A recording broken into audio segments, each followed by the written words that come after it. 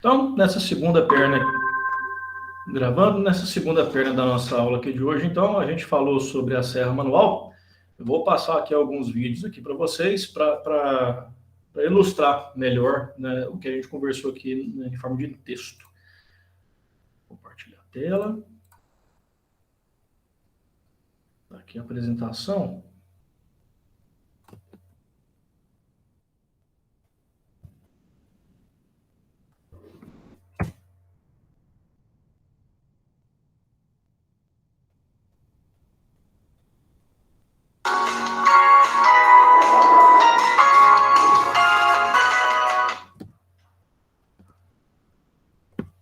Espera aí só um minutinho.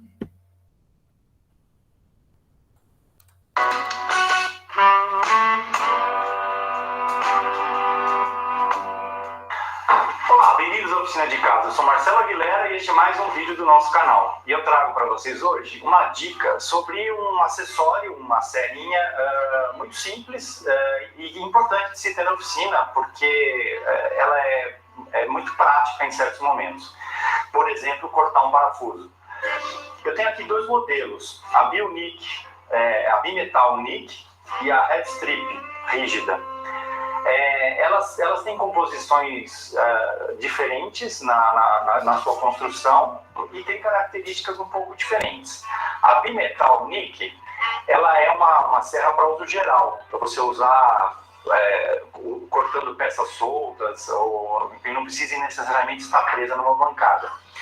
E ela tem a vantagem de não quebrar, de ser inquebrável na hora que você estiver usando. Ela é resistente à prova de estilhaçamento, ela não vai estourar. Então isso torna ela mais resistente e ela vai render muito mais. Você vai fazer muito mais cortes com uma serrinha. A outra, que é a Red Strip rígida, ela tem uma característica diferente, que é justamente precisão no corte e cortar qualquer tipo de aço, mas a peça tem que estar muito bem fixada na bancada, ela não pode ter oscilação. E aí ela é ideal para esse tipo de corte. E corta qualquer tipo de material de aço, né? Com relação a colocar a serrinha no arco de serra, tem uns detalhes para serem assim, atentos, né? Você tem uma posição de dentes para ser colocada. A posição de dente, você tem na serra uma flechinha. Essa flechinha mostra o sentido para onde está o dente. Então o dente está para frente. Aqui, está nesse sentido. Quando você coloca a serrinha no arco de serra, é importante você prestar atenção na posição do dente, porque justamente na hora de fazer o corte, a força que você vai exercer vai ser em função da posição que está o dente. Então, se o dente está virado para frente, eu vou segurar o arco com as duas mãos e vou realizar o corte, mas quando eu empurro o arco para frente, ele realiza o corte. Quando eu volto, eu só estou retornando para realizar o corte de novo. Então, o que acontece? Você tem mais apoio e, inclusive, a ajuda do corpo para ajudar a fazer o corte. Se você inverter, você vai ter que realizar o corte puxando o arco de serra. E aí não vai dar certo. Eu acho que vai ficar mais incômodo. E você não vai ter o peso do corpo para ajudar. Então, a maneira correta é colocar os dentes para frente e quando for cortar, você vai empurrar para cortar. Outro detalhe que você deve prestar atenção é com relação à quantidade de dentes por polegada. Isso é importante em relação ao material que você vai cortar. Então, aqui na embalagem, existe uma tabela que te orienta justamente a escolha da quantidade de dentes para o material e expessura que você vai cortar. Então, por exemplo, eu tenho aqui um perfil metálico que mostra, se ele tiver até 2 milímetros, eu devo usar uma serra com 32 dentes por polegada. Se eu tiver um perfil de 2 a 6 milímetros, aí a indicação já é uma serra com 24 dentes por polegada. E se tiver acima de 6 milímetros, aí eu posso usar 18 dentes por polegada, ou até 14 dentes. Então, isso é importante porque vai facilitar o seu corte, em função da espessura do material que você estiver cortando. Bem, eu vou mostrar para vocês uma situação que eu diria errada, justamente para vocês entenderem o que não fazer. Eu tenho aqui uma serrinha com 18 dentes por polegada, então ela tem menos dentes, os dentes são mais espaçados. E aqui eu pus uma chapa de inox, um retalho de chapa de inox com fina, né? Então, se você for utilizar uma serra manual desse tipo, é importante você usar uma luva e um óculos de proteção.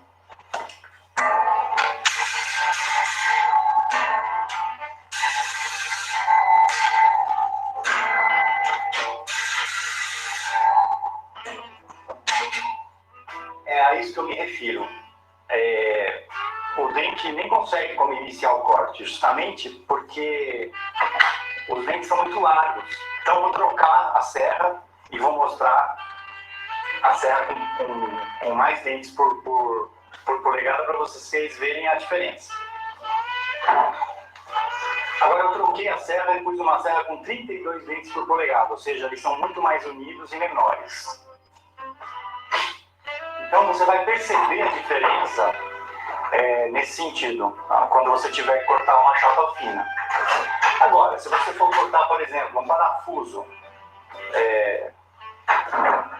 seja até um parafuso mais fino que esse, aí você até pode usar a serra que tenha menos dentes, a de 18 dentes, né? Vou até mostrar, vou trocar para vocês verem.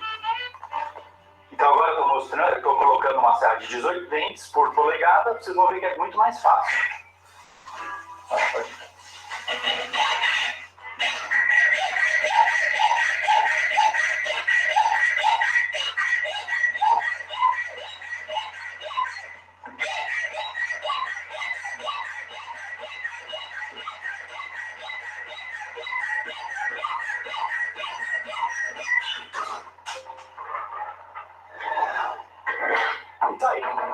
Então, são detalhes que às vezes você, não sabendo desses detalhes, você vai acabar complicando a sua vida. E sabendo desses detalhes, você consegue facilitar e fazer cortes bem feitos e sem tanto esforço. Então fica aí a dica do oficina de casa para vocês. Um grande abraço e até o próximo vídeo.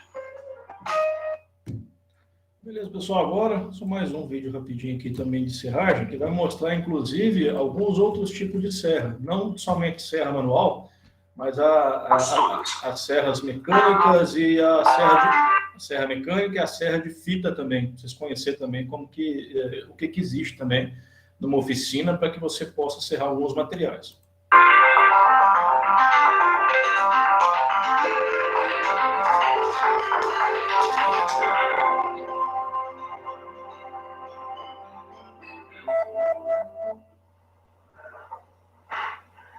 As nossas unhas não param de crescer. Por isso, nós temos que apará-las sempre. Esse ritual que nós fazemos de dias em dias, visando a nossa higiene pessoal, é muito habitual no universo da mecânica. Nós podemos encontrar diversas situações onde nós teremos que utilizar uma tesoura. Bom, é claro que não é uma tesoura como essa aqui, mas uma desse tipo aqui. Apesar da diferença de tamanho, o princípio é o mesmo. Mas em que casos uma tesoura é utilizada? Pensando ainda nas nossas unhas, nós podemos, ao invés de cortá-las com a tesourinha, apenas lixá-las. O acabamento seria bem melhor, mas tomaria um tempo enorme numa operação muito simples. Em mecânica, acontece algo parecido. Na teleaula de hoje, você vai aprender que existem ocasiões em que é necessário retirar uma quantidade maior de material em um tempo menor, para facilitar a usinagem posterior.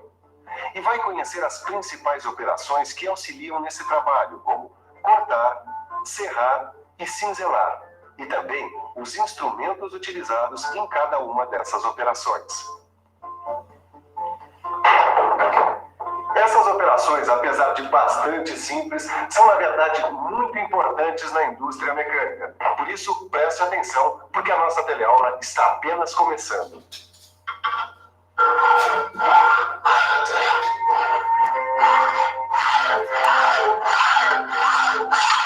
Cortar pedaços de material é uma operação comum no mundo da mecânica.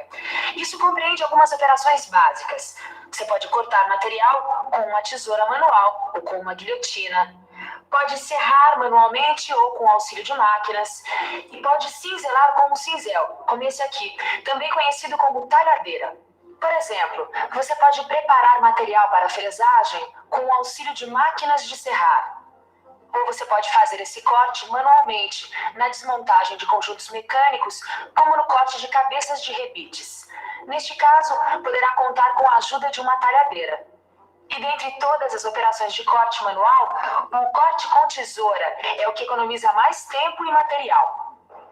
A tesoura funciona muito bem para cortar chapas de até 1 milímetro de espessura. E para chapas mais finas como essa, dá para usar a tesoura manual. E repare que o corte é mais fácil quando a chapa é encostada bem próximo da articulação da tesoura. Assim você vai ter que fazer menos esforço para fazer o corte. Obrigado. Então olha só. Bordas sem rebarbas, só é preciso tomar cuidado com os cantos vivos, hein? É verdade, hein, Silva? O que não é a prática, hein? Na realidade, ô Tito, o mais importante é que não haja desperdício de material. Desperdiçar matéria-prima é uma coisa que não se deve nem pensar. Portanto, qualquer que seja a operação que você esteja fazendo, tem que se levar em conta esse fator. Qualquer que seja o material que você esteja usando na hora do corte, a operação tem que ser planejada, ou seja, cortar as dimensões mínimas, apenas o indispensável para que a usinagem seja executada. E aí que entra esses cortes. Quer dizer, aí que vem a necessidade de cortar, serrar ou cinzelar. Isso para economizar tempo e material. Exatamente. E para cada necessidade, você vai ter uma ferramenta e uma técnica especial. Dá uma olhada, Silva. Eu tô precisando cortar um pedaço de chapa como esse aqui, ó. Só que nesse pedaço, o corte não é reto, tá vendo? Vai ser difícil cortar essa chapa com essa tesoura reta aqui, ó. Bom, mas aí nesse caso, meu caro Tito, você vai usar a tesoura manual curva. Ela é apropriada para fazer esses cortes côncavos e convexos. Na verdade, há sempre um tipo de tesoura para cada necessidade. Quando você precisar fazer um corte reto de pequeno comprimento, vai usar uma tesoura manual reta. Se você tiver que fazer um corte curvo de comprimento pequeno, você vai usar também uma tesoura manual reta, mas com lâminas estreitas. Agora, se o corte que você precisa executar é como esse que o Tipo mostrou, ou seja, com raios de circunferências côncavos e convexos, vai ser necessário uma tesoura manual curva. Nos casos de chapas de maior espessura, aquelas que possuem entre 1 milímetro e 1,5 milímetros, as tesouras manuais não são adequadas.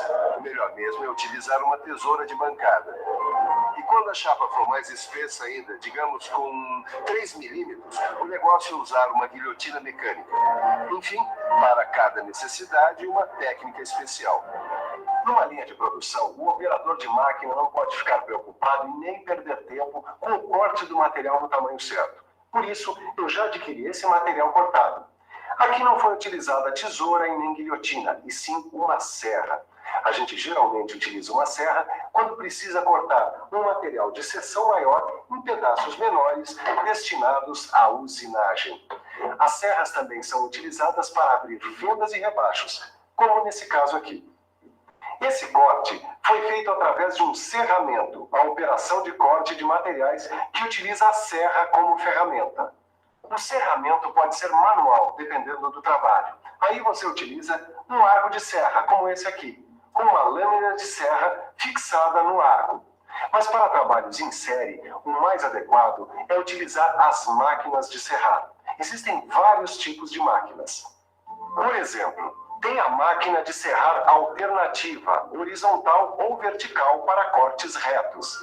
Essa máquina reproduz aquele movimento de vai e vem que é próprio do serramento manual. Tem também a máquina de serrar de fita circular, que também pode ser vertical ou horizontal. Nesta máquina, podem ser feitos cortes de contornos internos e externos. E a máquina de serrar de disco circular. Cada uma delas vai atender a uma necessidade específica. Mas seja com arco ou com máquina, o item mais importante na operação de serramento é justamente a lâmina de serrar, ou simplesmente serra. E como sempre, cada trabalho, dependendo da sua necessidade, vai utilizar uma lâmina específica. Portanto, é preciso muita atenção e cuidado com a seleção das lâminas de serra. Por exemplo, as lâminas para operações manuais são diferentes das lâminas para operações com máquinas. Estas aqui são lâminas para operação manual e estas outras para operação com máquina. Repare que os números de dentes destas lâminas para serra manual são maiores. Existem também diferenças no material com que elas são feitas, nos formatos e nas dimensões. No seu livro de estudos você vai encontrar uma tabela com a descrição pormenorizada desses diversos tipos de lâminas. O mais importante é que a escolha da lâmina de serra seja adequada ao tipo de trabalho que você for realizar.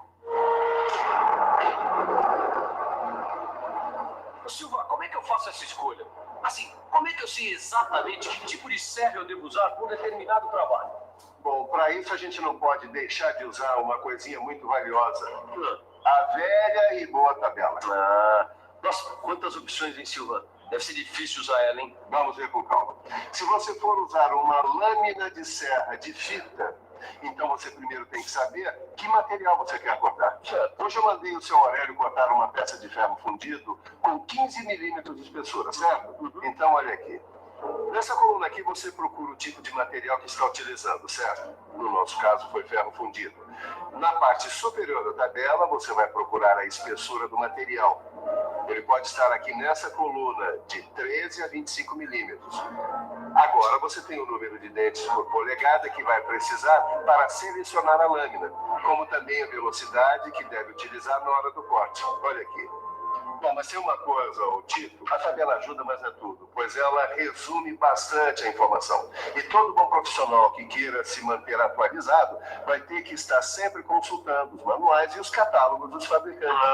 Agora clareou, Silvio. Eu acho que eu já posso começar a serrar, viu? Mas para qualquer operação mecânica, seja ela na serra, ou no torno, ou em qualquer tipo de máquina, Sim. não dá para sair fazendo assim sem mais nem menos. É preciso haver uma preparação antes. Silva, mas isso eu sei, né? E você também gostaria de ficar por dentro de como se usa uma serra de fita circular? Gostaria? Então fique atento.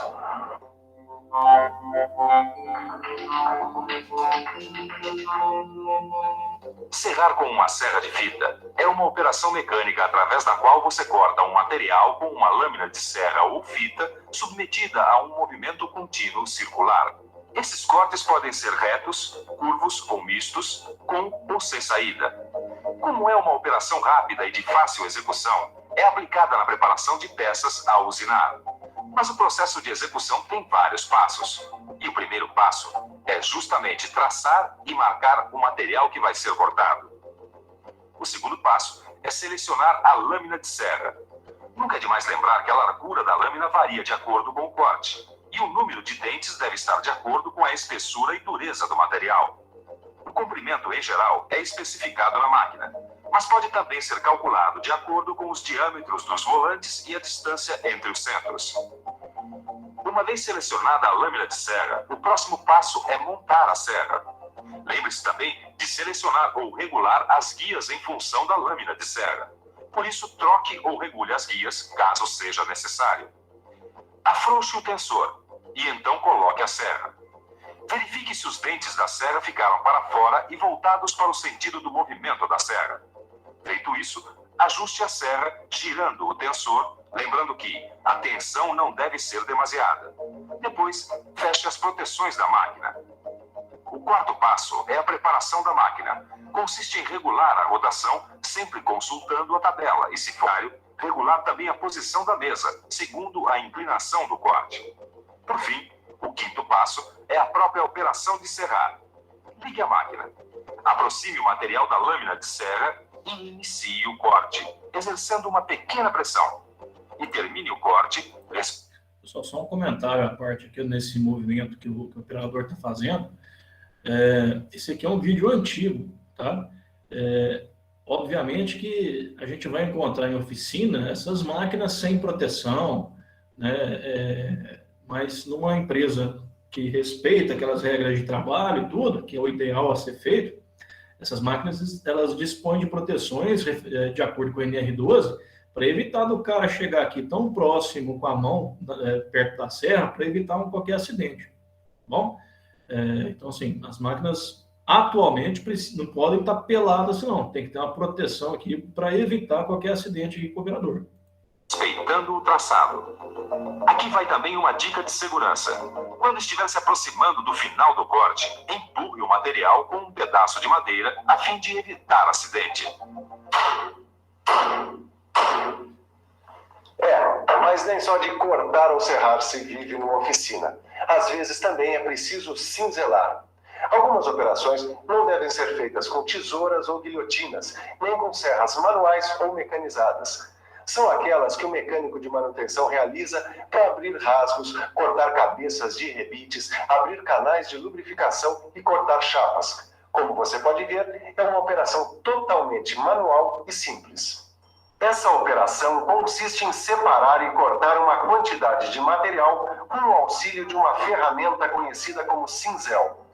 No corte de chapas e desbaste de superfícies planas, você vai utilizar cinzel ou talhadeira. Com uma afiação adequada, o cinzel pode ser usado para vazar furos próximos entre si. Vai usar o bedame, também conhecido como buril, para produzir rasgos de chaveta. E o bedame meia cana para abrir canais de lubrificação. O ângulo de corte, ou seja, a aresta cortante, vai depender do tipo de material. Se o material for alumínio, o ângulo deve ser de 30 graus. Se for cobre, 50 graus. Aço, 65 graus. Ferro fundido, 70 graus. E aços liga, 75 a 85 graus.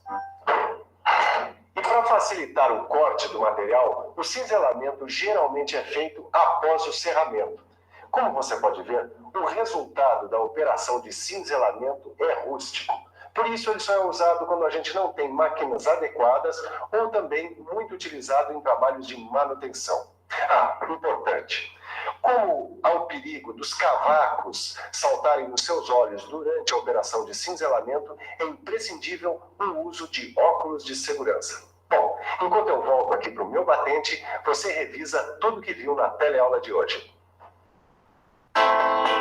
E atenção, se liga aí, que é a hora da revisão. Na teleaula de hoje, você viu que na mecânica, muitas vezes é necessário retirar uma quantidade maior de material em um tempo menor, para facilitar a usinagem posterior. E para isso são utilizadas algumas operações simples, mas muito importantes. A primeira delas é o corte com tesouras ou guilhotinas. A segunda é o serramento, que também pode ser feito manualmente ou com máquinas. E por fim, o cinzelamento, que é uma operação totalmente manual, de acabamento rústico, utilizada apenas quando não se dispõe de máquinas adequadas ou em trabalhos de manutenção. No seu livro de estudos, você vai encontrar tabelas com os tipos de serra para os diversos materiais e também exercícios, que vão ajudar você a ficar mais firme nesse assunto. Até a próxima! Ok, pessoal, então, com esse videozinho a gente viu ali principalmente aquelas outras máquinas, não manuais, mas que conseguem agilizar esse processo de corte também. Olha, vou voltar aqui para apresentar.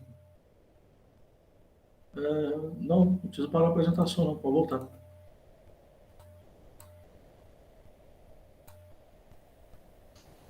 Ok, vamos conversar aqui agora um pouquinho sobre traçagem. A gente viu lá no slide, nos vídeos, eventualmente o operador lá, ele vai dar uma pintada no material e pega lá uma ferramenta, que seja lá qualquer coisa, e faz um traço de referência naquela peça lá, ou para fazer uma limada, ou para serrar alguma coisa ali, para retirar um excesso de material, para ter um ponto de referência.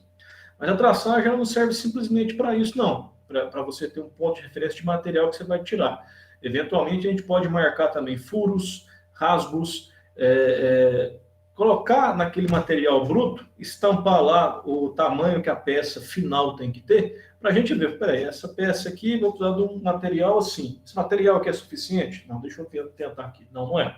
Não, esse aqui é. Então, deixa eu traçar aqui o perfil da minha peça, pegar aquele desenho que está em 2D, jogar aqui na minha peça aqui para ver aonde eu vou ter que cortar, para ter uma ideia do meu planejamento de trabalho. Bom? Basicamente, traçagem é isso. A gente vai falar aqui um pouquinho agora e apresentar alguns equipamentos que a gente vai encontrar na oficina para facilitar isso, tá bom? Bem rapidinho. Traçagem nada mais é do que riscar o contorno e as referências de interesse de uma peça em cima do material bruto que será usinado. Com isso, conseguimos verificar se aquele material é suficiente para a construção da peça e ainda temos as referências necessárias para a remoção de material, através das mais diversas operações de usinagem, tais como limado, fresamento, corte, planamento, furação, etc. Então, nessa imagem que a gente vê, eu tenho um material bruto, eu vou traçar aqui a minha peça para ver se ela cabe nesse material. Beleza, coube. Então, ótimo. Vou fazer aqui as minhas referências, que eu vou ter que fazer um furo aqui, outro furo aqui, outro furo aqui, um abaulado aqui, né, e o excesso que eu vou ter que remover para programar ali as minhas medidas, tá bom? Para realizar a traçagem é necessário alguns instrumentos, né? Esses instrumentos são mais variados. Mesa de traçagem ou desempenho, escala, graminho, riscador, régua de traçar, e dentre outros. Basicamente, o que são? É uma base, né, de uma mesa ali que eu preciso ali, que eu tenha certeza que ela está plana, né, ela é retificada, ela bem planinha, ela está nivelada, para mim ter a referência de onde eu vou posicionar aquela peça e onde eu vou usar o riscador para saber que, beleza, eu fiz um risco aqui, ele está exatamente paralelo à minha base da mesa. Então, de cara, eu tenho que ter ali uma mesa de traçagem ou uma mesa de desempenho, que a gente fala.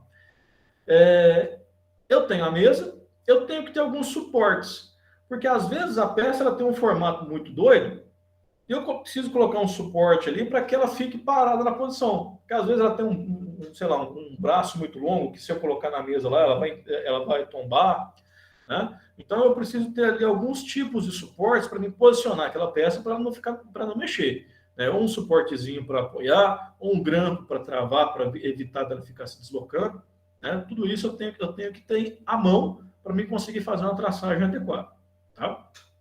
Que é o que ele traz aqui de alguns exemplos. Esse aqui é só um apoio, um macaquinho aqui que a gente gira um parafuso, uma porquinha, para subir isso aqui, para me apoiar alguma superfície.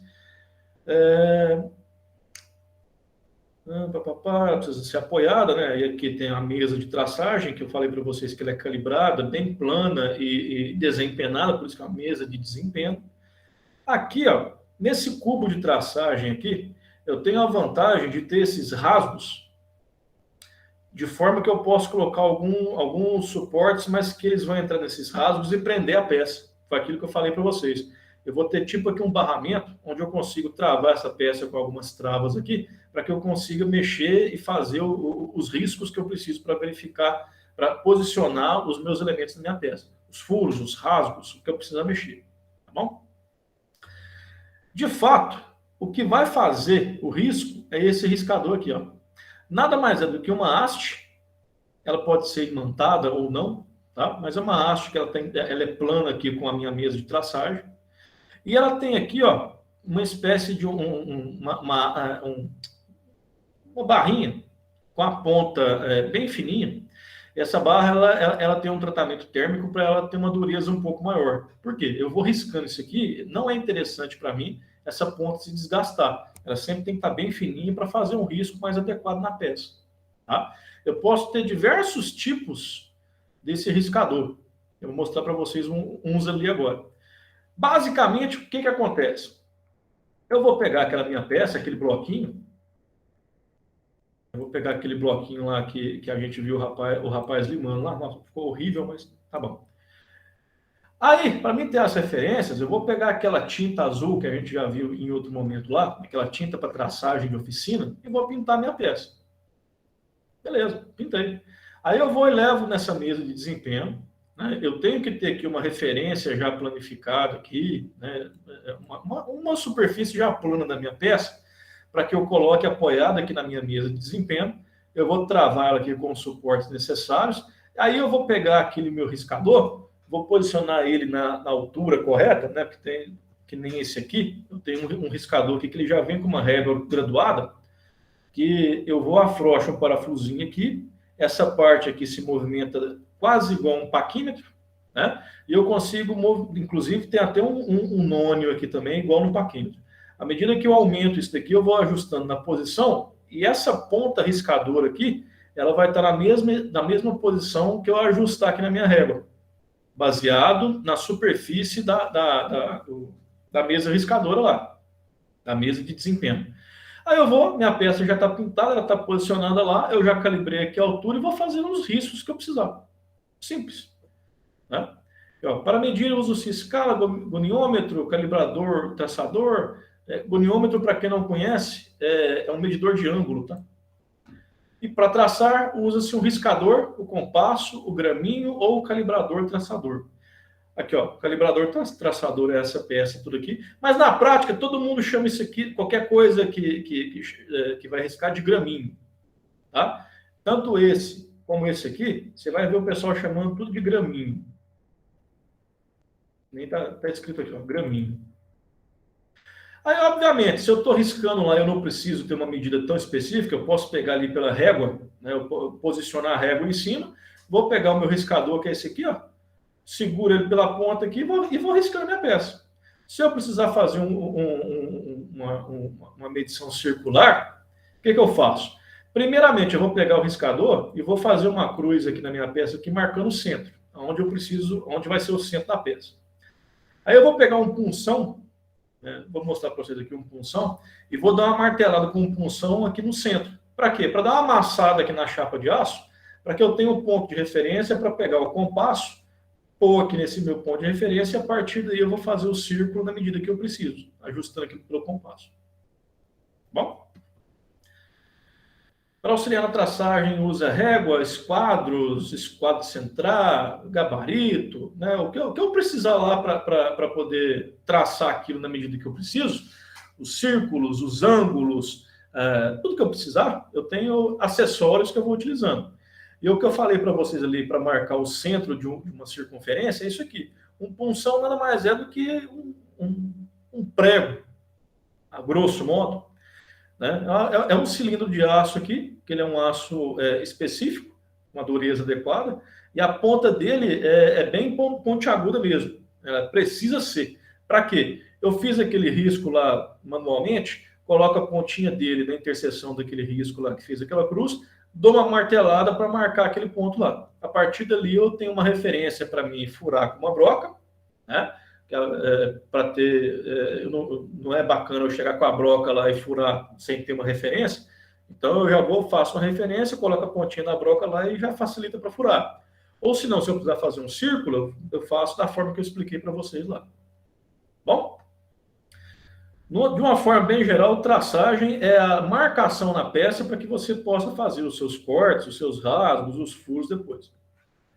Para que o traçado seja mais nítido, as superfícies das peças devem ser pintadas com soluções corantes. É o que a gente falou daquela tinta para traçagem. O tipo de solução depende da superfície do material e do controle do traçado.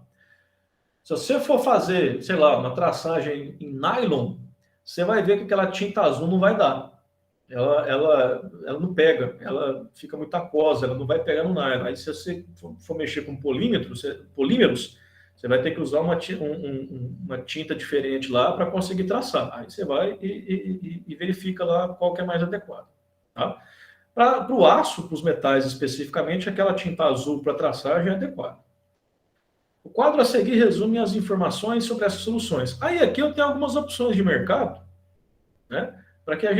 Que está disponível para você comprar para você trabalhar na oficina. Normalmente, o que a gente compra é esse aqui, ó. Essa tinta já preparada no comércio. Tá? Aí você consegue um traçado bem bacana, bem visível e tal. Gesso diluído não é bacana. Verniz, às vezes, é interessante, mas dependendo do material não vai pegar muito bem. Tá? Esse verniz aqui para superfície mais rugosa é bacana. Precisou? Dá uma olhada. Opa, meu Deus. Atrapalhei aqui a imagem. Precisou? Dá uma olhadinha nessa tabelinha aqui. Ou, que é o mais indicado, procurem catálogos dos fabricantes. Novamente, eu falo aqui para vocês que a gente tem que ter o costume de consultar catálogos e ler normas. Né? É importante. Bom, eu tenho aqui mais um videozinho que eu vou mostrar para vocês aqui. Não é vídeo, não. Esse aqui é um link. Quer ver? Não é vídeo, é um link.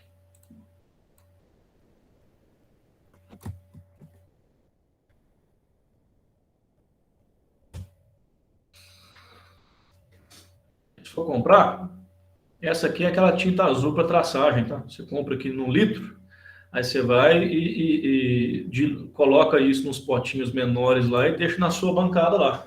Precisou? Pega o pincel, molha na tinta lá, passa na peça, guarda o pincel lá de novo lá dentro da tinta, fecha direitinho para não ressecar. Gastou? Vai lá, pega esse balde, esse litro aqui e joga lá e reabastece lá seus insumos para fazer a traçagem. Bom, é só uma referência, tá, pessoal? Vamos continuar. Vamos fazer aqui um passo a passo. Como qualquer outro tipo de operação, a traçagem é realizada em várias etapas. Primeiro, você tem que limpar a superfície, né, e a mesa de traçagem, porque aquele graminho que você vai ficar deslizando, ele tem uma base que é tipo um feltro, que ele fornece um deslizamento muito bacana, né, numa mesa de desempenho, tá? Então, é bom manter a mesa ali sempre livre de poeira, de óleo, de qualquer resquício ali de limalha, de cavaco, para que você não desgaste nem a mesa e nem o graminho que você está utilizando lá para fazer a traçagem, tá bom? E, obviamente, né, pessoal, vocês estão levando peça para lá, a peça está molhada com lubrificante, então é bom sempre limpar lá diariamente para não deixar problema lá. Preparação da superfície com material adequado, ou seja, aplicação de uma pintura especial que permita visualizar os traços do riscador, que é o que a gente acabou de falar. Posicionar a peça sobre a superfície de referência.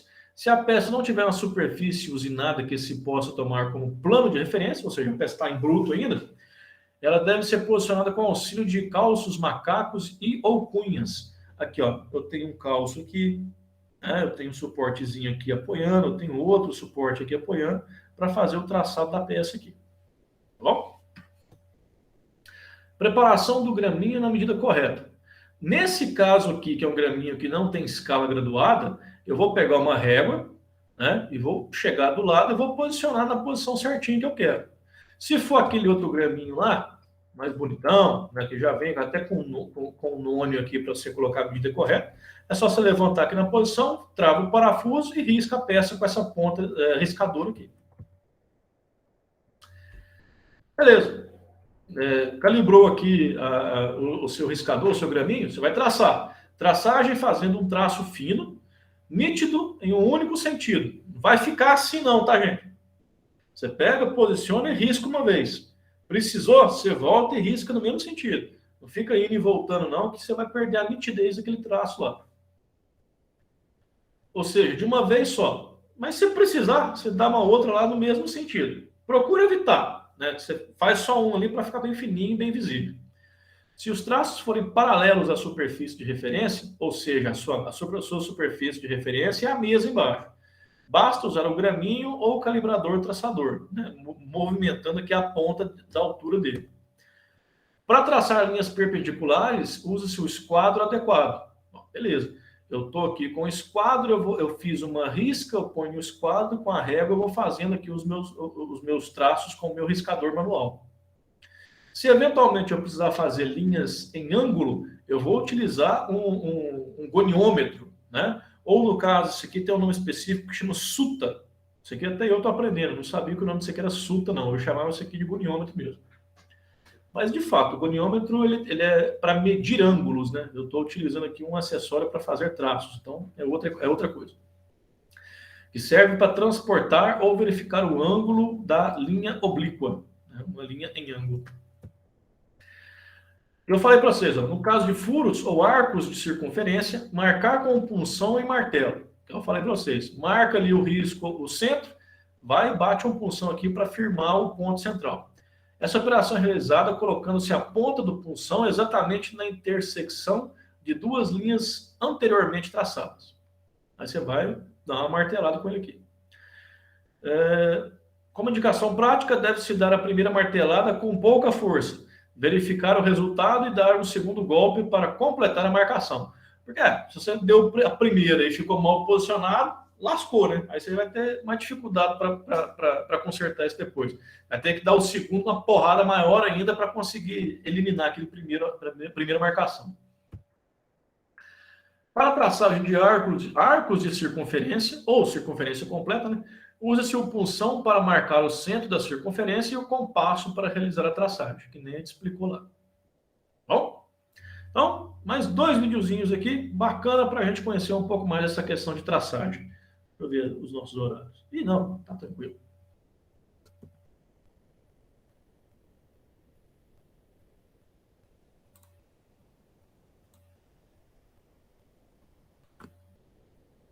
Algum comentário, pessoal? Tá todo mundo aí? Fala comigo. Tá, ué.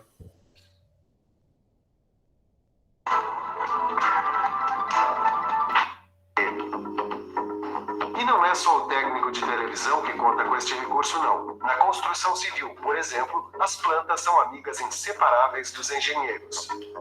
O eletricista também é chegado no esquema. E na área mecânica não é diferente. No setor de manutenção de máquinas, o esquema de uma máquina que precisa de um reparo é uma verdadeira mão na roda. E no setor de produção, então, quando a gente tem que fazer uma peça.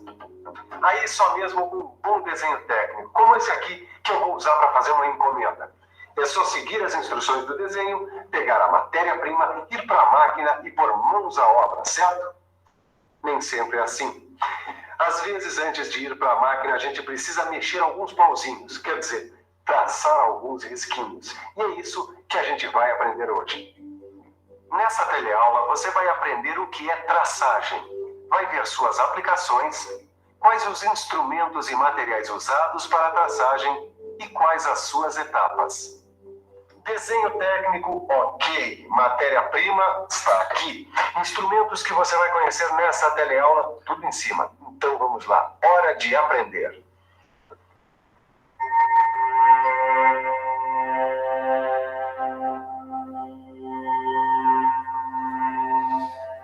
A gente tem aqui um conjunto mecânico que já é um velho conhecido nosso, o calço regulável. Ele foi estudado com detalhes em algumas teleaulas do módulo Elementos de Máquina. Ele é composto por 4 partes: o parafuso, a porca, essa parte móvel e a base. Mas imagine agora que a gente ainda não tem a peça pronta, mas apenas a matéria-prima, no caso, essa aqui, olha, que vai ser usada para fazer a base. Bom, a gente também tem o desenho técnico da base. A pergunta é, será que a peça, como imaginada no desenho, cabe aqui nessa matéria-prima? Ou seja, será que dá para usinar esse material com as dimensões prescritas pelo desenho? Um jeito de dar a resposta é fazendo as operações de traçagem. A traçagem nada mais é que a transferência para a peça dos contornos dos planos, pontos ou linhas importantes para a usinagem e para o acabamento. Isso é feito levando em conta as medidas indicadas no desenho. Assim é possível saber se o material é suficiente ou não para executar a usinagem. Muito bem, reparem que para fazer a traçagem, uma das bordas já foi usinada. E ela foi usinada exatamente para que as medidas da traçagem sejam confiáveis. Tá? Essa é a borda que vai ficar apoiada na mesa de traçagem ou desempenho na hora da traçagem. Certo, Silva, mas tem uma dúvida que eu ainda não consegui entender. Bom, se a gente tem o desenho com as dimensões e tem a peça bruta, ora, se eu quero saber se o desenho cabe na peça, é só pegar a peça, medir as suas dimensões e ver se ela está maior do que as dimensões dadas pelo desenho. Você tem toda a razão, Tito. Agora, acontece que a traçagem não é apenas para responder a essa pergunta, se o desenho cabe ou não na peça bruta. Na realidade, a traçagem é apenas um guia visual para a usinagem. Como os principais elementos estão desenhados na peça, já é possível visualizar como vai ficar a peça pronta, prevenindo assim falhas ou erros de interpretação do desenho. E na própria usinagem, os traços facilitam e muito a vida do operador, funcionando quase como uma sinalização. Marcas que indicam até onde o operador pode cortar na boa, sem preocupação. É claro que os traços são apenas referências, porque na hora de definir as dimensões exatas das peças, os traços saem de cena, entrando então os instrumentos de medida como paquímetro, como outros recursos das máquinas operatrizes que vocês vão conhecer nas próximas teleaulas. Em casos em que não se exige exatidão, como fazer uma pazinha, por exemplo, é a própria traçagem que define as dimensões. Aí sim ela dá as cartas das medidas, tanto no corte quanto no dobramento. Mas já deu para ver que mesmo sem garantir a exatidão das medidas, essa tal de traçagem é boa de serviço. Responde se o desenho cabe ou não na peça bruta, ajuda a visualização da peça evitando erros de interpretação, e ainda por cima funciona como um guia na hora da usinagem. Então vocês já estão prontos para aprender que a traçagem pode ser classificada em 2 tipos. Vamos ver primeiro a traçagem plana. Nesse caso, como o próprio nome diz, a traçagem se realiza em superfícies planas de chapas ou peças de pequena espessura. E tem também a traçagem no espaço. Esse segundo tipo de traçagem é aquele realizado em peças forjadas e fundidas e que não são planas. É uma traçagem muito útil para delimitar volumes. Mas seja plana ou no espaço, a traçagem precisa de 2 referências. A primeira delas é uma superfície plana que serve de apoio para o material. Essa referência é chamada de superfície de referência. A superfície de referência ela precisa ser bem lisinha para não comprometer a traçagem. A segunda referência que nós precisamos é dada por uma linha que a gente faz para orientar toda a traçagem. É o plano de referência, ou seja, uma linha que serve de orientação para a traçagem de toda a peça. Agora sim, com o plano de referência e com a superfície de referência, nós já podemos desenhar aqui no material as linhas de contorno do desenho técnico. Mas tem alguns casos especiais. No caso de uma peça que não é plana, por exemplo, o plano de referência pode corresponder à linha de centro. Quer dizer, é a partir dessa linha de centro que são feitas as medições e as traçagens.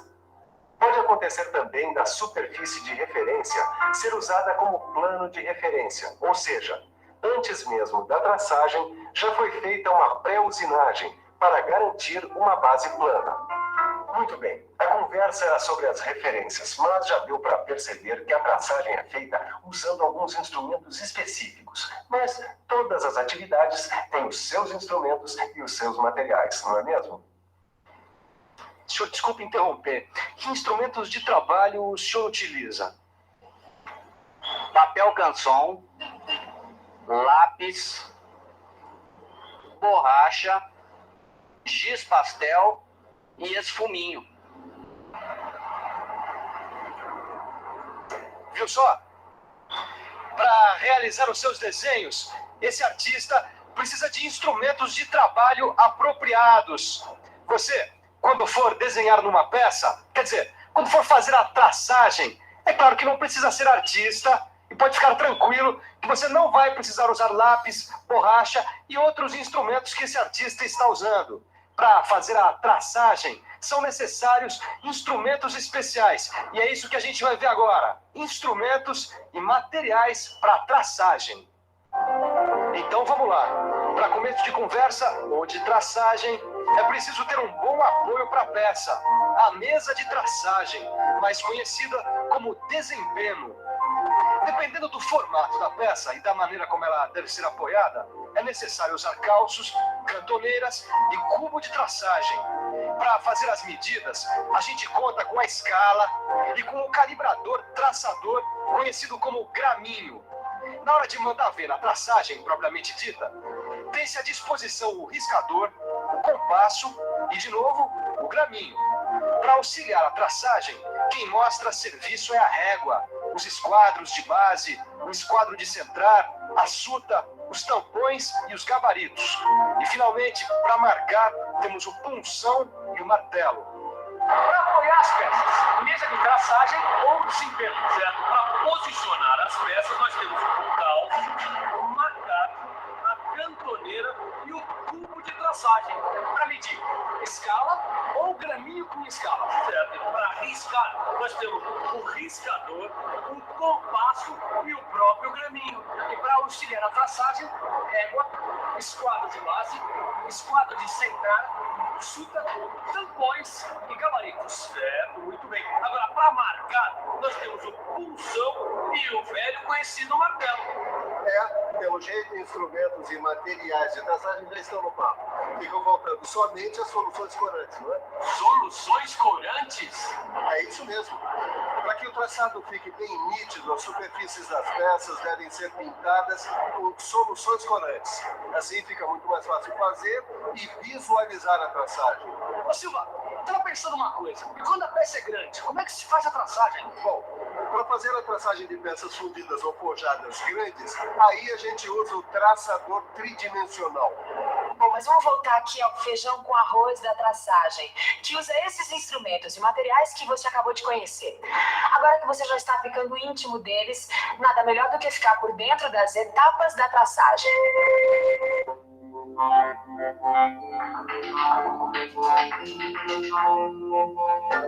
A primeira etapa é a limpeza das superfícies, que vão ficar em contato, ou seja, a superfície do desempenho e da peça devem estar livres de qualquer tipo de sujeira, como pó, graxa e óleo. Atenção! A superfície da peça que vai ser apoiada deve ser bem plana e sem rebarbas. Se for necessário, ela deve passar antes por uma pré-usinagem. A etapa 2 é a preparação da superfície da peça, com a aplicação da solução corante mais adequada para melhor visualização dos traços. Na etapa seguinte, temos o posicionamento da peça sobre sua superfície de referência. Se a peça não tiver essa superfície, é só usar os calços, cantoneiras e apoios necessários. A quarta etapa consiste em preparar o graminho com a medida correta. E, finalmente, a quinta e última etapa dá conta da traçagem. Se o risco for paralelo ao desempenho, deve-se usar o próprio graminho, fazendo um traço nítido em um só sentido. Para traçar linhas perpendiculares, entra em ação o esquadro mais adequado. A suta resolve o caso de traçagem de linhas oblíquas com a devida verificação do ângulo de inclinação. Para fazer raios ou arcos, é necessário primeiro colocar a ponta do punção na intersecção das linhas já traçadas. Depois de uma leve batidinha do martelo, confere-se a posição para ver se está bem posicionado. E depois, uma batida mais forte completa a marcação. Aí, é só usar o compasso para traçar, usando o ponto marcado como centro. Então, entenderam tudo? É mais ou menos, viu, Silva? Eu acho que seria bom ver de novo para fixar melhor. Excelente ideia. Vamos ver de novo?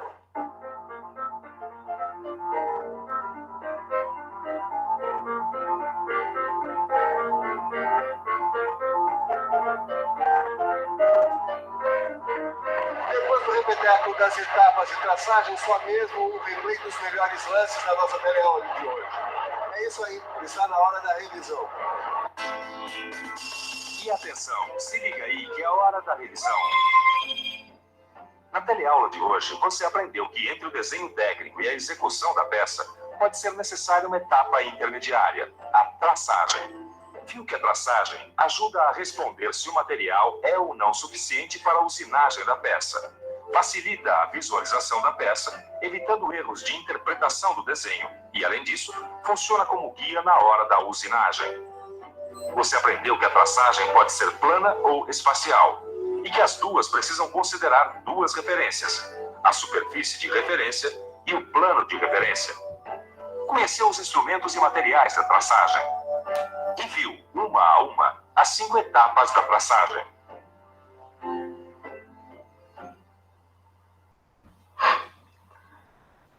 Perfeito. Um desenho no metal que ajuda a visualizar o formato que a peça vai ter depois de usinada. É a traçagem. Agora é só mandar brasa na usinagem. Por falar nisso, fique sabendo que com o que você aprendeu na teleaula de hoje, você já está dominando os pré-requisitos para começar qualquer usinagem. Depois de estudar os parâmetros de corte, as ferramentas, os fluidos e a traçagem, você já está pronto para meter a mão na massa. E é isso que a gente vai fazer na nossa próxima técnica. Do que ele citou aqui agora, falta a gente só verificar a questão dos fluidos de corte, tá? Mas a gente vai ver ainda. Tá na linha para a gente falar depois aqui, ok? Bom, Eu vou falar aqui agora. Eu ia falar aqui de furação. Deixa eu ver como é que eu... Furação, roscas e fluidos de corte. Eu vou aproveitar a sequência aqui, então, e já vou passar aqui para fluidos de corte. Depois a gente volta aqui em furação em alargadores e abertura de roscas, tá? Negócio de roscas, tem uns equipamentos ali que eu tenho que mostrar para vocês. Mas já que ele citou essa questão dos fluidos de corte, que está útil, deixa eu passar isso aqui para cima.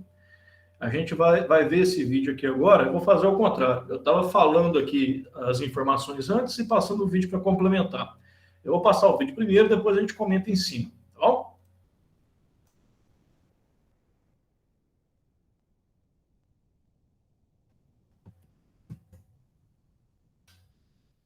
Os estudos.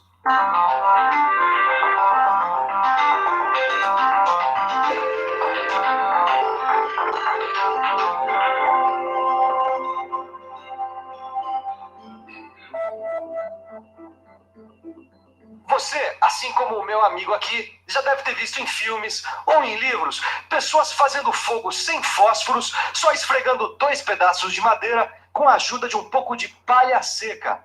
Meu amigo, você sabe por que isso acontece? Seria por causa do atrito? Por causa do atrito. Isso mesmo.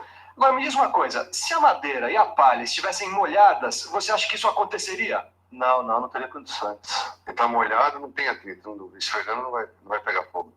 Até aí, nenhuma novidade. Você já está cansado de saber que o atrito gera calor e que se os materiais estiverem molhados, fica difícil de pegar fogo, certo? Mas o que isso tudo tem a ver com a usinagem? Tudo. Você já sabe que, de uma forma simplificada, usinagem é cortar material com o uso de uma ferramenta. E não existe corte sem atrito. A pergunta é o que fazer para evitar o estrago que o calor provocado pelo atrito pode ocasionar na ferramenta ou na peça usinada. Será que molhar resolve? É isso que a gente vai aprender hoje. Nessa teleaula, você vai ver qual a sacada que permitiu o aumento das velocidades de corte, os fluidos de corte. Vai conhecer as propriedades dos fluidos de corte e seus principais tipos. E vai receber dicas de manuseio desses fluidos e dicas de higiene. Mas espera aí. Será que o calor é o único problema da usinagem? E a oxidação? Será que não dá as caras? Calma, não precisa se afobar, porque as respostas para essas perguntas estão a caminho. É só ficar ligado na teleaula de hoje.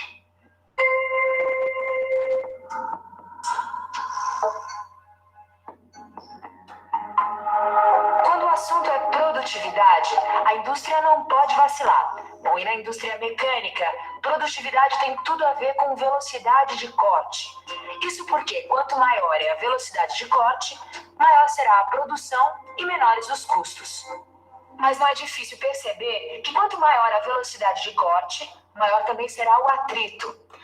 Olha só o estrago que o calor gerado pelo atrito é capaz de fazer nas ferramentas. Eis aí uma sinuca. Como aumentar a velocidade de corte sem que esses estragos ocorram?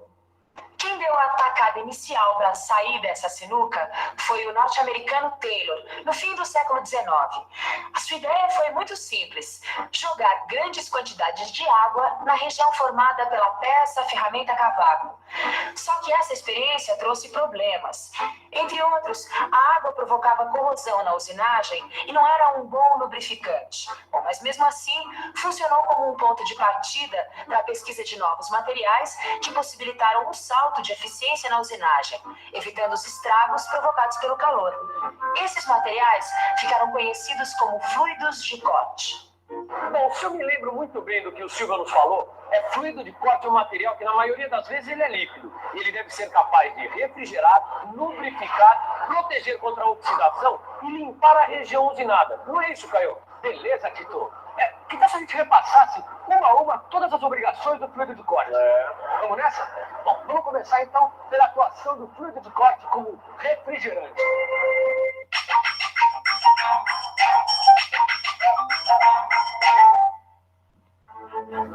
Bom, como refrigerante, o fluido de corte atua sobre a ferramenta, não deixando que ele esquente demais. Atua também sobre a peça, evitando deformações causadas pelo calor. E também dá um refresco no cavaco, reduzindo a força necessária para que ele seja cortado. Isso que eu falo do fluido de corte como lubrificante. O principal papel do lubrificante é diminuir o atrito. E é isso que o fluido de corte faz. Diminui o atrito entre a peça e a ferramenta. Além disso, facilita o deslizamento do cavaco sobre a ferramenta. Essa lubrificação ainda economiza a força que a máquina precisa fazer para dar conta do trabalho. Força que é conhecida como solicitação dinâmica. Também tem o lance da aresta postiça. Durante a usinagem, pequenas partículas do metal podem grudar aqui, ó, na região de corte da ferramenta, formando o que a gente chama de aresta postiça. O efeito lubrificante do fluido de corte evita que isso aconteça. É isso aí. Falta a gente ver agora a função do fluido de corte como protetor contra a oxidação.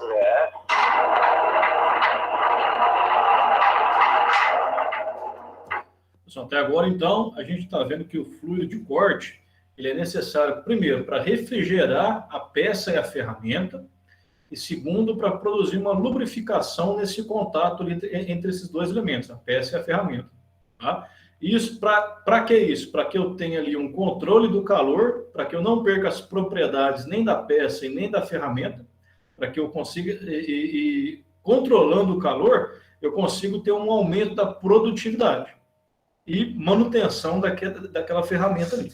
Ok? Bom, como a gente sabe, a alta temperatura e a umidade contribuem muito para a oxidação, a famosa ferrugem. Primeiro, o fluido de corte evita altas temperaturas. Segundo, como você vai ver, ele normalmente tem óleo como componente. Esse óleo forma uma película sobre a superfície do metal que protege da ação da umidade. Resultado: o fluido de corte ele funciona como protetor contra a oxidação, além de contribuir e muito para um bom acabamento das peças, como essa aqui, que eu acabei de usinar. E o fluido de corte desempenha outra função super importante, a limpeza. Como é aplicado em forma de jato, a própria pressão desse jato afasta os cavacos, deixando o terreno limpo para a gente ficar de olho na qualidade do que está sendo usinado. E para desempenhar todas essas funções, o fluido de corte faz um caminho pela máquina que pode ser visto nesse esquema de uma fresadora. Vamos seguir essa trilha. Depois de refrigerar a ferramenta e a peça, o fluido cai na mesa onde é recolhido por canais e através de um tubo desce até o reservatório.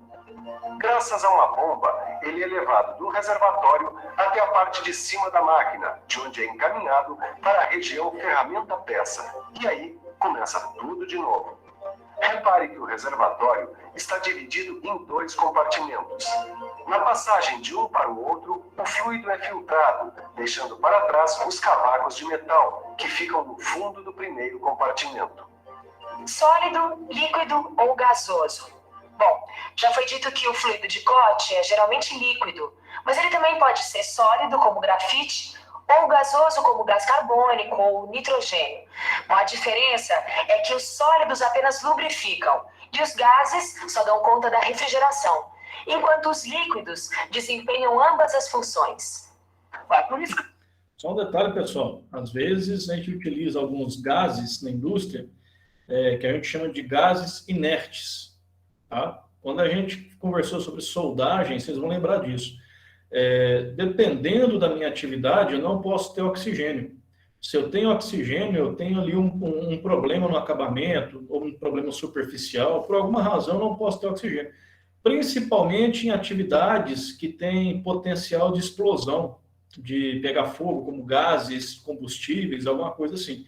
Aí, como que eu afasto o problema de explosão? Eu elimino o oxigênio. Aí eu vou inundar aquela atmosfera com nitrogênio, por exemplo, ou argônio, que são gases inertes que não trazem risco de explosão. Ok? Enquanto os líquidos desempenham ambas as funções. Por isso que o fluido de corte líquido é o dono do pedaço. Porque além de lubrificar e refrigerar, ele protege contra a oxidação e ainda dá uma mão na limpeza. É verdade, Caio. Os fluidos de corte líquido, eles formam o maior grupo, o mais importante e o mais usado. Agora, eles são divididos em 3 grandes grupos. Você sabe quais são? Acho que eu sei, ó.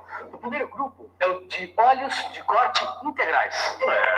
São chamados de integrais porque não são misturados com água. O principal representante dessa categoria são os óleos minerais derivados do petróleo. Mas tem também os graxos, os compostos, os sulfurados e os clorados. O segundo grupo é dos óleos emulsionáveis ou solúveis. Esses são formados pela mistura de óleos minerais com água. E tem também o grupo dos fluidos de corte químicos ou fluidos sintéticos. Esses fluidos são compostos por misturas de água com agentes químicos. Beleza, Caio. É bom lembrar que os óleos minerais, aqueles derivados do petróleo, são a base da maioria dos fluidos de corte. Normalmente eles são aditivados, ou seja, recebem aditivos para melhorar as suas características. É verdade. Olha, e o Silva disse que os aditivos mais comuns são os antioxidantes e os agentes EP. Agora, eu não entendi direito essa história de agente EP, não viu, Titor? E você? Sabe o que são agentes EP? Então fique por dentro.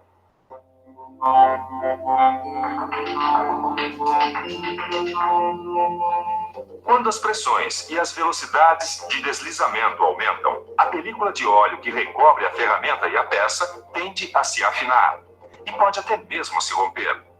Com o agente EP, ou agente de extrema pressão, o óleo melhora suas propriedades de resistência e a película não se rompe, evitando assim o contato metal-metal. Esse agente EP é bom mesmo. Agora eu vou preparar um fluido de corte para abastecer o meu torno para a próxima usinagem. Mas aqui eu não vou usar o agente EP, não. Eu vou usar uma mistura de óleo e água. E se você está achando que isso não é possível, está enganado. Usando um óleo emulsionável, quer dizer que tem agentes que permitam que a água e o óleo se misturem, isso é perfeitamente possível. A proporção aqui é de 4 partes de água que eu já coloquei nesse recipiente para 1 parte de óleo. Agora preste atenção a essa dica super importante. É o óleo que é colocado na água sob agitação. Guardou? Óleo na água sob agitação. E nunca o contrário. A partir dessa emulsão, podem-se obter diluições adequadas para cada tipo de trabalho. Os óleos emulsionáveis normalmente recebem o reforço de aditivos como anticorrosivos, antiespumantes e biocidas para evitar fungos. Eu preparei esse fluido na medida da minha necessidade, quer dizer, do trabalho que eu vou realizar. É isso mesmo que você está pensando. Não existe um fluido de corte universal do tipo 1001 utilidades, que serve para qualquer caso. O tipo de operação, o material a ser usinado, a ferramenta usada, tudo influencia na escolha do fluido mais adequado. Muito bem, nós já vimos para que servem os fluidos de corte e quais os seus tipos. Mas para garantir o melhor desempenho nas usinagens é preciso saber mais. Então chegou a hora da gente ver como deve ser feito o manuseio dos fluidos. Os fluidos de corte devem ser armazenados em local adequado, com pouca variação de temperatura. Eles também devem ser mantidos limpos e livres de contaminação. Quanto à alimentação, o fluido de corte deve ser aplicado diretamente na ponta da ferramenta. A alimentação deve ser iniciada antes que a ferramenta penetre na peça, evitando assim o choque térmico e a distorção. A purificação e recuperação do fluido também são muito importantes, mas se for o caso, o óleo deve ser filtrado ou então passar por decantação para se livrar das partículas metálicas e outras sujeiras. O controle de odor é outro item do manuseio. Para evitar o mau cheiro resultante da ação de bactérias, o melhor é manter o ambiente e as máquinas na maior limpeza. Além, é claro, do uso de agentes bactericidas nas emulsões. E como com saúde não se brinca, vale a pena aproveitar a oportunidade para dar umas dicas de higiene. No seu processo de aperfeiçoamento, os fluidos de corte foram deixando para trás os componentes que faziam mal à saúde dos operadores. Bom, mas mesmo assim, o contato prolongado com esses produtos pode trazer algumas complicaçõezinhas, as dermatites. O que acontece na dermatite é o seguinte: a combinação dos fluidos de corte com os resíduos da usinagem forma compostos que grudam na pele das mãos e dos braços, entupindo os poros. E é isso que causa os problemas. Só que esses problemas podem ser resolvidos se a gente tomar certos cuidados. Quem vai explicar esses cuidados pra gente é o instrutor Ariel aqui do Senai. Seu Ariel, que cuidados a gente deve tomar para prevenir a dermatite? Não é só uma questão de higiene pessoal e limpeza do fluido de corte. Vamos lá. O fluido de corte e a máquina ferramenta devem ser mantidos na maior limpeza. As máquinas devem estar sempre equipadas com protetores de salpicos.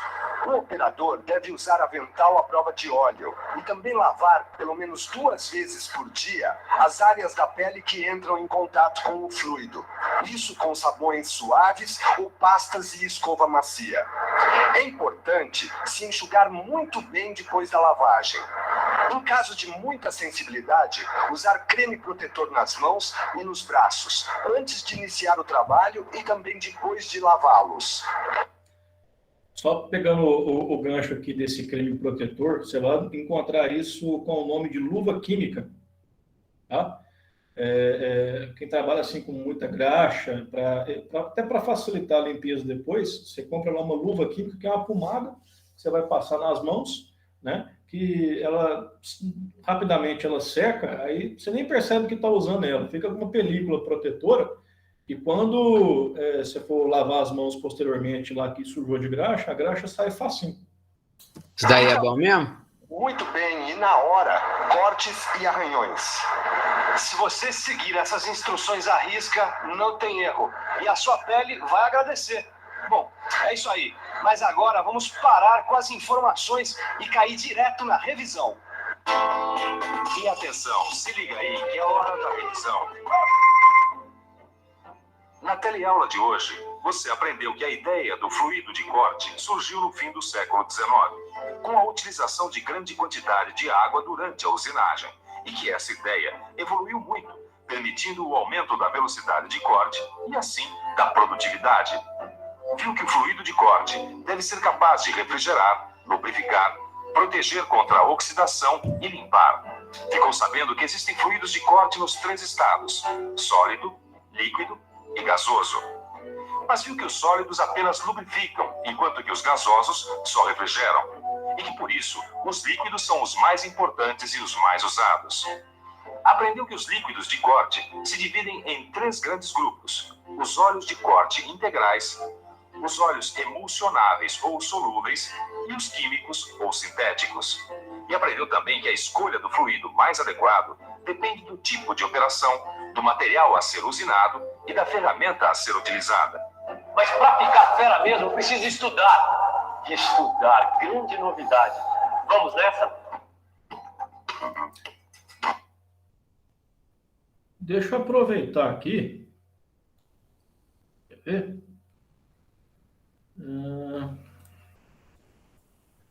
Eu vou aproveitar aqui e mostrar um projeto que eu fiz uma vez com uma empresa que envolvia fluido de corte. Eu acho que eu até comentei, eu mostrei brevemente isso aqui para vocês uma vez. A Nemak. A Nemak é uma empresa que fica ali em Betim, do lado da Fiat. Ela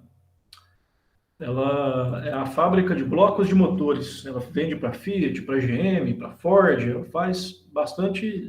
No auge, ela produz 3.000 blocos por dia, pra vocês terem ideia. Aí teve um problema lá uma vez. O pessoal me chamou lá. Deixa eu ver se é isso aqui. É isso aqui. Estava com um problema lá. Esse aqui, deixa eu ver.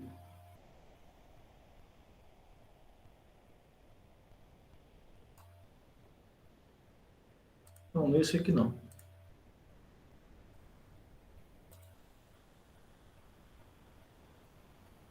É esse aqui.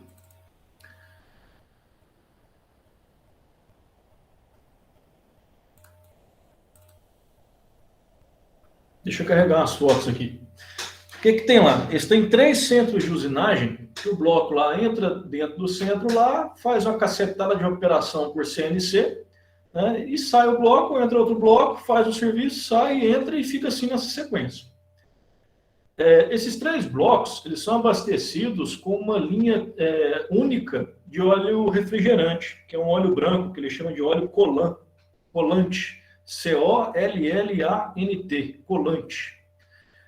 Eu tenho lá uma unidade de bombeio desse óleo. Deixa eu ver se eu consigo encontrar uma foto. Eu tenho as bombas. Esse óleo ele é bombeado para o centro de usinagem, que é aquilo que eu falei, estão em série, né? Eu tenho um, tem outro na mesma tubulação.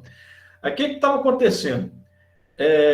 Para a primeira máquina, sempre tinha pressão e vazão suficiente de óleo que a máquina pedia. Para a segunda, se a primeira estivesse funcionando, já chegava pouco óleo para isso lá. Para a terceira, então, se as duas estivessem funcionando, a terceira nem trabalhava direito. Né? Então, eles estavam com esse problema lá de distribuição desse óleo refrigerante lá para fazer isso. Eu tenho aqui algumas fotos da instalação lá. Isso aqui eu vou mostrar para vocês o que significa. Logo depois da estação de filtro, eu tinha aqui uma estação de refrigeração, que esse óleo passava dentro da máquina, ele aquecia, ele tinha que passar por um filtro, depois ele era bombeado e passava por dentro de um refrigerador para diminuir a temperatura, e tinha que chegar na temperatura específica dentro da máquina. E tinha uma cacetada de tubulação que levava esse óleo até chegar no centro de usinagem. Deixa eu ver se eu consigo mostrar para vocês aqui uma imagem. Isso aqui são fotos das tubulações de lá.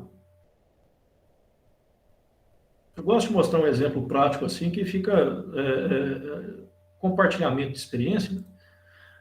Aí aquelas bombas mandavam as tubulações aéreas que passavam por cima do galpão.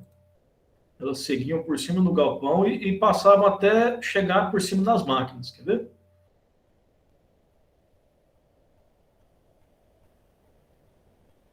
Tô demorando para carregar, pessoal, porque essas fotos não estão no computador, não estão no servidor, sabe? Aí tem que baixar.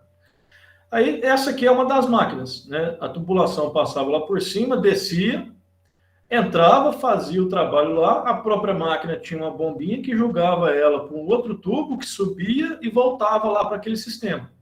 Aí era filtrado, refrigerado e bombeado novamente. Por que ele precisava ser filtrado? Porque esse óleo refrigerante, ele refrigerava a máquina durante o processo de usinagem e ainda ela arrastava esse cavaco de alumínio lá do bloco, arrastava de volta para a tubulação. Ou seja, o próprio óleo bombeado que refrigerava, quando ele saía da máquina, ele já levava o cavaco para limpar. Esse cavaco era passado lá naquela zona de filtragem, tinha umas peneiras rotativas lá, vou mostrar umas fotos aqui também para vocês dessas peneiras. Aí ficava recirculando, tá? E acontecia esse problema. A primeira máquina funcionava, a segunda mais ou menos, e a terceira, se as outras já estivessem operando, não funcionava bacana, não. Aqui tá o outro centro de usinagem. Desce por um tubo, volta por outro tubo, aí volta até essas tubulações lá de cima. Tá bom? Aí, o que é a solução feita? Quer ver? Deixa eu ver a limpeza do tanque. Deixa eu ver. Tem umas fotos aqui que é dentro da unidade de filtragem. Eu achei bem interessante mostrar para vocês. Está carregando, só um minutinho.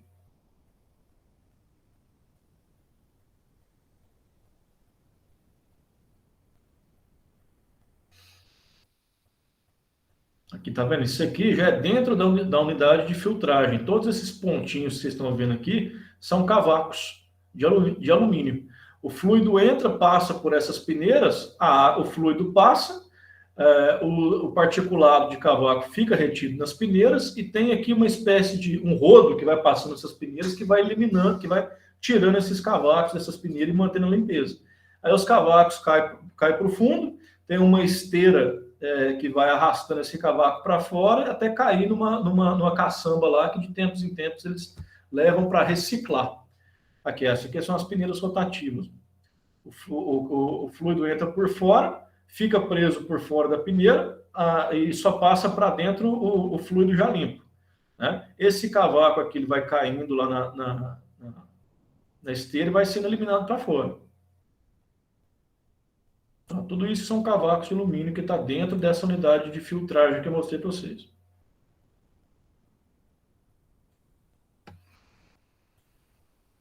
Aí, deixa eu mostrar aqui.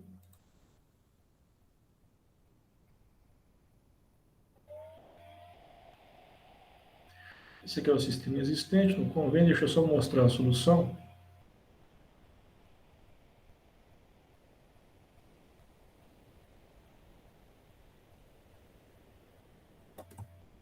Esses dois desenhos aqui dá para mostrar.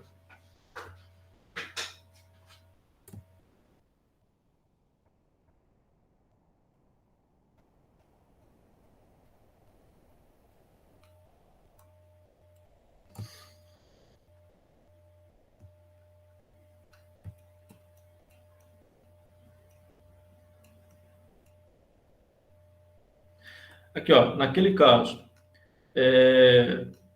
do jeito que estava funcionando lá, as melhorias que a gente colocou lá foi o seguinte: aquele filtro lá, ele está aqui. Uma vez que o fluido já está limpo, ele sai por esses pontos aqui, ó, e entra nas bombas, né? O fluido já limpo já. Essas bombas vão bombear. Esse aqui que é o definitivo. Elas vão bombear o produto direto para o sistema, ok? Aí trabalha lá, tem um outro tubo que vai trazer essa aqui é a entrada do refrigerante, aqui está o filtro. Aí tem uma outra bomba específica que ela vai fazendo a recirculação desde do sistema lá onde que está o produto já limpo e o refrigerador, né, fazendo com que eu tenha o controle da temperatura por aqui, né, de forma que ele já é bombeado na temperatura adequada para chegar lá. E para solucionar a questão das vazões e das pressões, a gente deixou nas tubulações lá de cima fazendo uma espécie de anel, de forma que estabilizou a pressão em todo o anel, de forma que as máquinas, independente da posição, recebem sempre a mesma pressão para poder trabalhar. Tá? Esse aqui é um projeto prático, né, dessa questão de óleos refrigerantes. No caso, esse aqui é o Colan que eu mostrei para vocês. Por que eu estou mostrando isso? Porque muitas das vezes, se você tiver uma rede de distribuição que nem dessa aqui, você tem que preocupar também com essa questão do bombeio das vazões. Tá? Não só das questões de especificar qual que é o melhor óleo, porque se for uma usinagem pequenininha, você já está lá com o seu torninho lá, que tem um recipiente que vai jogando o óleo em cima da peça. Se você estiver trabalhando numa empresa um pouco maior, que tem ali um processo de usinagem mais estabelecido, você é responsável por isso lá na sua empresa, lá na empresa que você é funcionário, você vai ser obrigado. Fala aqui, tem uma bronca aí que não está chegando o óleo para a gente lá não. Como é que faz? Né? Como é que a gente vai resolver? Então, sim, existem soluções. Tá? Questões de bombeio, você tem que estar preocupado com a vazão que chega na máquina, que a máquina exige, a pressão que a máquina exige. Você pode ver aqui que nesse ponto aqui, ó, a máquina precisa de 290 litros por minuto, numa pressão de até 3,5 bar, com uma temperatura de 22 graus Celsius. Você tem que descobrir uma forma para fornecer isso aqui tranquilamente para sua máquina. Tá? Pressão, temperatura, vazão e especificar o fluido corretamente. Tá bom? E outra coisa, vocês viram que isso aí é um circuito fechado. Obviamente que eu tenho perdas ali com o tempo e tal, eu vou repondo aquelas perdas ali, mas basicamente você aproveita o tempo todo aquele fluido, você recicla ele toda hora. Esses fluidos refrigerantes, que são emulsionáveis à base de água, essa questão toda, principalmente os refrigerantes, né, que os óleos lubrificantes é óleo mesmo. Você tem que estar preocupado com essa questão de bactérias. Como eles são à base de água, é fácil desenvolver bactérias e algas em cima desse fluido. Tá? Então, que nem falou no vídeo lá, você tem que estar preocupado em pegar algumas amostras de tempo em tempo, igual mais ou menos quando você vai fazer tratamento de piscina. Na piscina você olha o pH, você tem que colocar cloro lá uns negócios lá, mas tem uns testes específicos para você ver a questão do pH e o índice de bactérias do seu fluido lá também. Então, tem um teste específico lá que você faz. Pega a amostra, ou se você puder fazer isso na empresa, você faz. Se não puder, leva para o laboratório, para que você possa reaproveitar esse óleo aí de uma forma assim mais contínua. Tá bom? Fluidos de corte. Então, essa questão que eu queria mostrar para vocês aqui. Tá? O que mais de fluido de corte? Deixa eu ver se eu consigo encontrar aqui o Colan. Falta só 10 minutos, não vou entrar no outro assunto, não. Fluido de corte. Colan.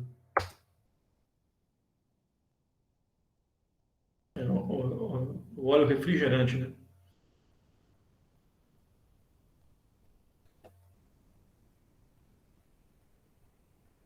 Aqui não vai dar para ver ele certinho, não. A gente só está vendo as embalagens.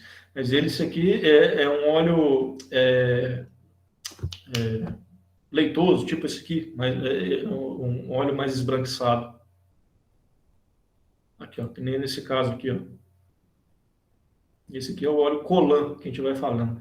Recentemente eu fiz um outro projeto, deixa eu ver se eu consigo achar aqui.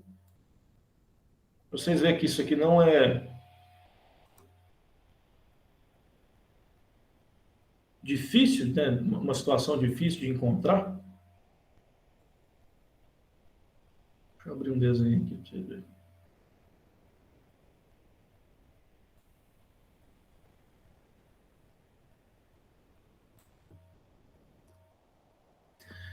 Isso aqui foi um projeto que eu fiz. Nessas imagens aqui está mais focado no que teve de alteração. Essas tubulações coloridas aí são as tubulações novas. E acaba que isso aqui é óleo lubrificante, né? O que eu quero mostrar para vocês é o seguinte. Fotos dos tanques. Não.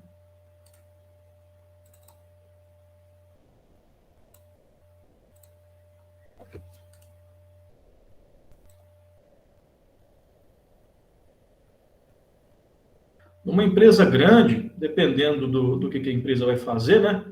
Olha o tamanho do tanque de óleo refrigerante que tem lá. Tá vendo? Isso aqui é óleo refrigerante. Esse tanque especificamente... Não, esse aqui não. Esse aqui é diesel. Esse especificamente aqui de trás, né, é um tanque específico só de óleo refrigerante para fazer usinagem. Então, assim, é um volume grande, tem uma estação de bombeamento, você tem que estar preocupado com essas coisas. De tempo em tempo, o cara tem que vir aqui, abrir essa boca de visita aqui e fazer coleta de amostras e controle de contaminantes e bactérias aqui nesse óleo lubrificante aqui. Óleo refrigerante. Bom? Então, assim, só alguns exemplos para mostrar para vocês aqui só.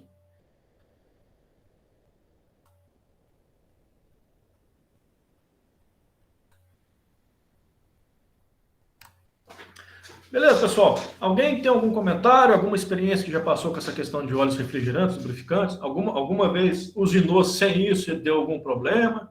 Se tiver alguém com alguma informação que quiser participar, pode falar. Eu estou bem leigo nessa área. Somos dois, então. Acho que essa área quem pode dizer mais aí é o William, Reginaldo, que acho que já passou. Guilherme principalmente também.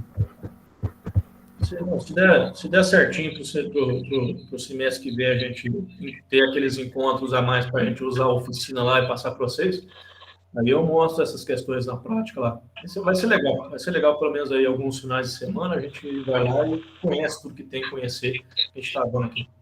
Bom? Beleza. Então, por hoje, ó, falta só uns 10 minutinhos, vamos encerrar aqui por agora, né, para a gente já poder caçar uma janta mais cedo aí. Opa! Valeu, gente. Um abraço para vocês, tudo de bom? Boa noite. Valeu, boa noite. Falou, boa noite.